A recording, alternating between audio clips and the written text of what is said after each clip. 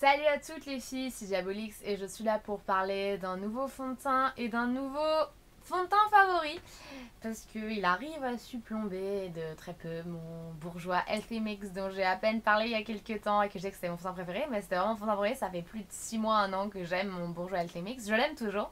Donc ça c'est un autre fini et ce fini est génial. Il s'agit du fond de teint de chez Makeup Forever que vous savez maintenant que j'ai moins 50% chez Makeup Forever avec mes études de cosmétiques, mais ça n'empêche pas le fait que je l'aime quand même, puisque je voulais déjà le tester avant même d'avoir ces réductions.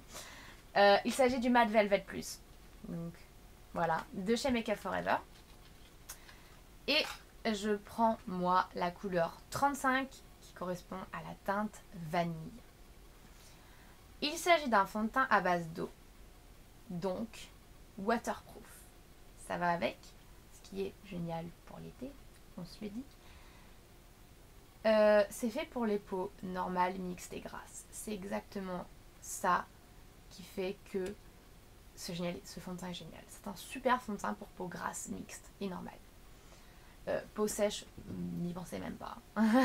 Pensez plutôt justement au bourgeois mix qui a ce côté un petit peu légèrement brillant, un peu plus radieux, qui pourrait mieux vous aller.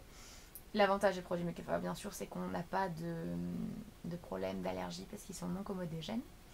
D'ailleurs, la boutique Makeup Forever à Paris, si vous voulez savoir où elle est, en dessus des produits Makeup Forever, il y a le nom. L'adresse en question que vous avez, c'est là où il y a la boutique Makeup Forever. Enfin, une des deux boutiques Makeup Forever. J'étais en train de regarder, je me disais, ah, mais il y a écrit là, la boutique où je suis allée. Donc voilà. Ce que Makeup Forever en dit, brièvement. Matte Velvet Plus unifie et matifie le teint. Ses pigments enrobés d'acide aminé assurent la stabilité longue tenue au maquillage. Ça ferme une enrichie au complexe d'amidon de blé, on s'en branle qu'il y a du blé dedans. Couvre les imperfections de la peau, neutralise les brillances, offre un fini velouté. Une texture sans huile minérale laisse après évaporation des silicone volatiles, un fini non gras et confortable. Ce que moi je vais vous en dire en langage plus français, enfin pas forcément français mais plus compréhensible, c'est que c'est un fond de teint à fini mat en ayant une texture légère.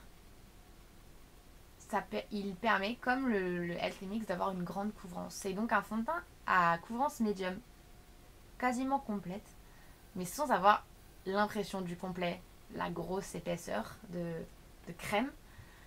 Il est très liquide comme fond de teint quand même, quand vous le secouez, parce qu'il faut le secouer avant de l'utiliser. Puis après, je vais vous montrer comment ça sort.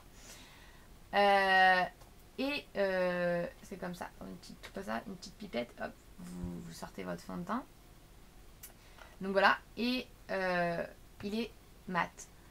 En fait, c'est l'équivalent du bourgeois, avec un petit peu plus de couvrance et un fini mat, ce qui n'est pas du tout la même chose au final, au niveau de votre résultat. L'avantage de ce fond de teint, même si vous avez la peau grasse, c'est qu'il garde votre peau, il garde le sébum de votre peau toute la journée. Vous n'allez pas avoir le front qui va devenir au moment de la journée gras. Il restera mat, et ce fond de teint est mat, donc il a un effet poudré. Quand vous mettez ce fond de teint, pas besoin de poudre. Donc ça vous enlève une étape, un produit en moins acheté. Donc au final vous faites peut-être des économies. Et donc voilà, j'adore. Donc là je vous ai mis une petite goutte. Donc moi c'est la couleur 35 vanille. Donc c'est un petit peu liquide, pas trop. Ouh, j'ai un bobo. Et donc voilà, et si je vous étale le fond de teint, en fait c'est très crémeux, mais pas épais. Crémeux, mais pas épais. Et vous voyez, il y a quand même une très belle opacité. Vous voyez comment ça cache mes veines, par exemple. Il y a une très belle opacité. C'est très doux à appliquer. Je tiens à préciser que c'est parfumé. Mais ça sent une odeur très classique de démaquillant. Mais l'odeur de démaquillant classique, pas de démaquillant waterproof, parce que je trouve qu'ils ont des odeurs différentes. Ça a une odeur de démaquillant. Donc c'est agréable. Enfin, si vous aimez l'odeur de démaquillant classique, c'est assez agréable. Et en fait, là, c'est quand même brillant quand vous sortez parce que c'est un liquide. Mais vous allez voir que le fini va être mat. Vous allez avoir un fini poudré sans que ça fasse non plus plâtre, mat, comme si vous aviez mis du ciment. Tellement c'est mat. Donc voilà, il est vraiment génial. Et je ne l'ai même pas encore utilisé avec une base en dessous. Ce qui devrait lui rendre encore un rendu 10 fois mieux. Et sachant que je ne vois pas qu'il y a écrit d'SPF, donc de protection solaire.